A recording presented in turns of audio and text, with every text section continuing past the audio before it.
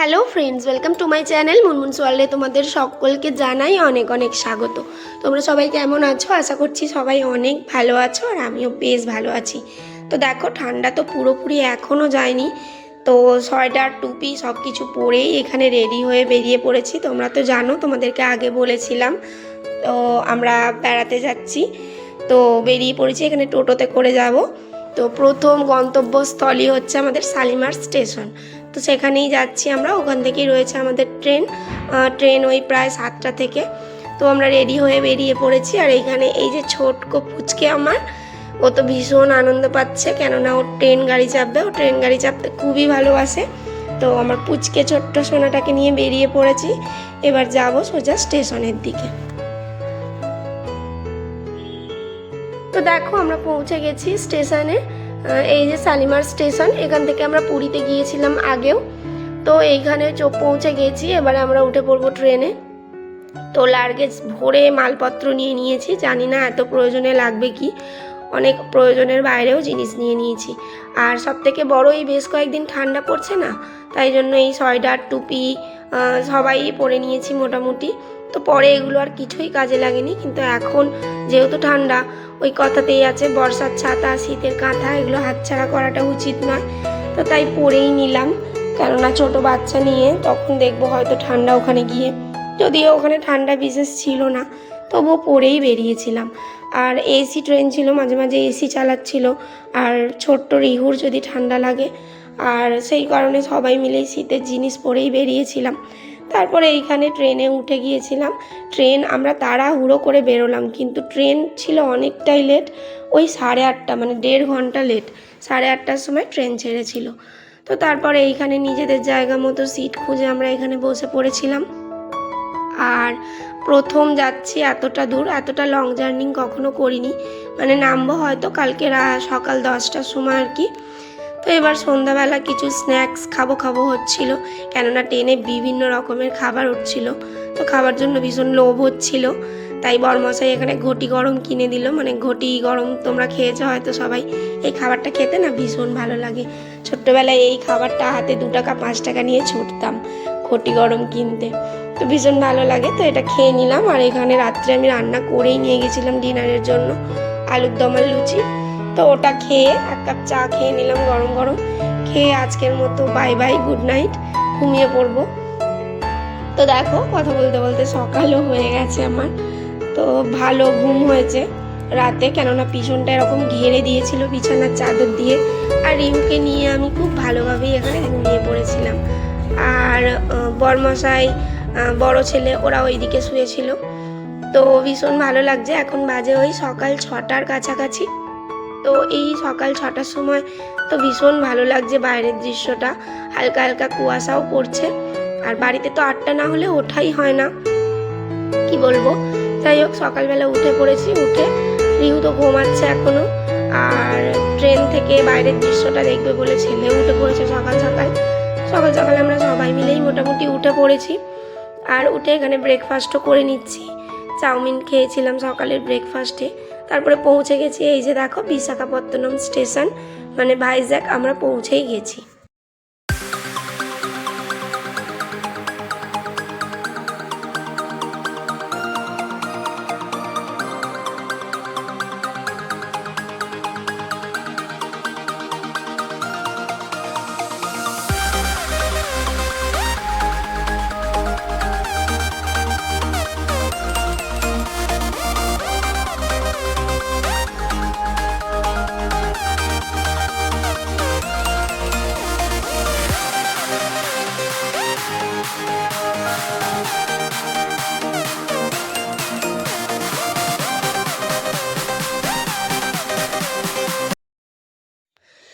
আর দেখো, কথা বলতে বলতে আমরা রুমের মধ্যেও চলে এসেছি। এখানে রুম পেয়ে গেছি, একটু ফ্রেশ হয়ে নিয়ে এখানে রুমের মধ্যে একটুখানি ল্যাদ খাওয়া হয়ে গেছে আমাদের।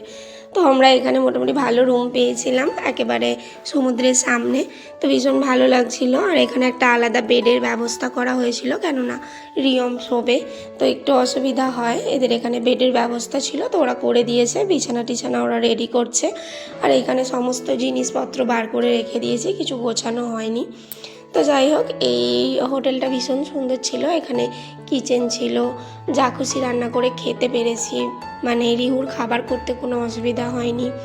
তো এই যে দেখো, আমরা এবার একটু রেডি হয়ে বেরোবো সমুদ্রের ধারে, কেননা সমুদ্রের সামনে সমুদ্র দেখলে না আর থাকা যায় না, যেন মনে হয় একটু যাই। তো সমুদ্রে চান করতে খুব একটা ভালো না লাগলেও ঘন্টার পর ঘন্টা যেন মনে হয় সমুদ্রের দিকে তাকিয়েই বসে থাকি। তো আর এই দেখো, এইখানে হচ্ছে রান্নাঘরের মধ্যে সমস্ত কিছু ছিল, যেহেতু আমি সব কিছু এনেইছিলাম রিহুর খাবার করার জন্য, তো আমার কোনো অসুবিধা হয়নি। আর এখানের ব্যালকানি থেকে দৃশ্যটা দেখো, ভীষণ সুন্দর লাগছে এখানটা। তো যাই হোক, এইখান থেকে দাঁড়িয়ে সমুদ্রটা একটু এনজয় করতে পারবো। তো তারপর এইখান থেকে চলে গিয়েছিলাম বারান্দার দিকে।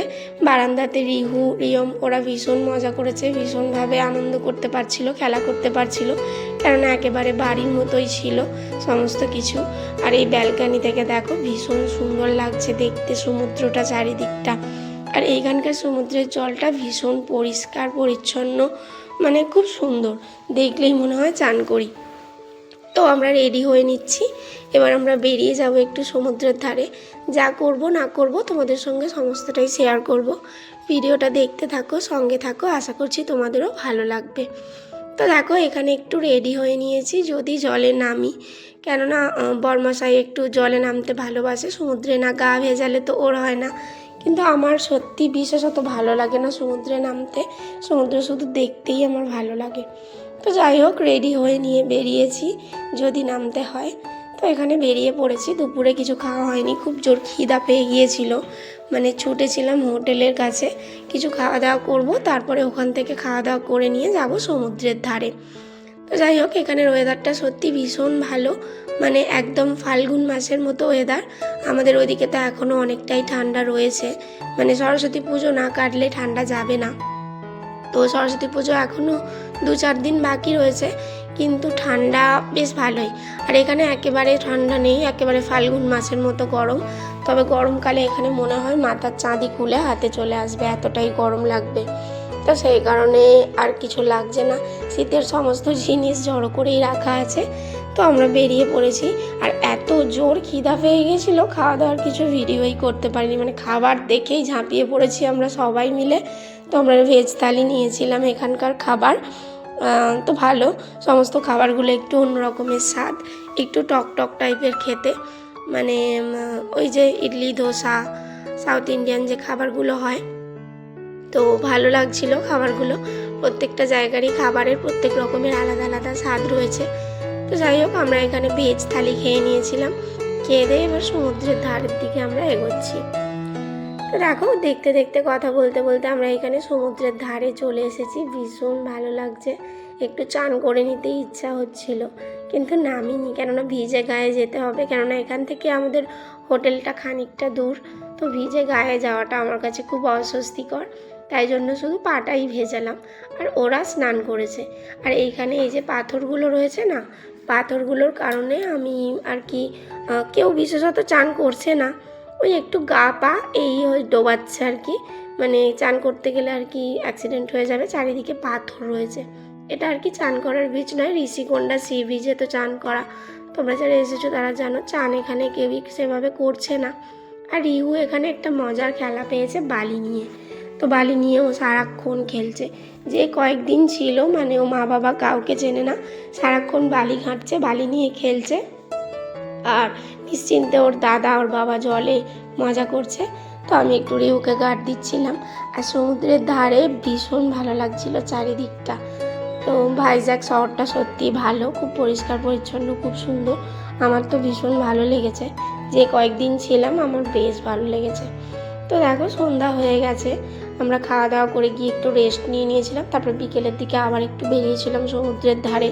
তবে দীঘা পুরীর মতো তেমন অত দোকানপাট, মানে শাঁখের বাজার, জিনিসপত্র যেসব কেনার ব্যাপারগুলো থাকে, অতটাও দোকানপাট এখানে নেই, মানে অনেকটা কম, তুলনামূলক দীঘা পুরীর থেকে এখানে দোকানপাটের পরিমাণটা অনেকটাই কম, মানে নেই বলতে গেলে খুব একটা।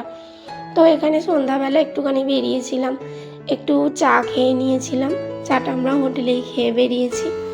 তো এইখানে এই যে দুই ভাই মিলে একটু গাড়ি চেপে নিচ্ছে।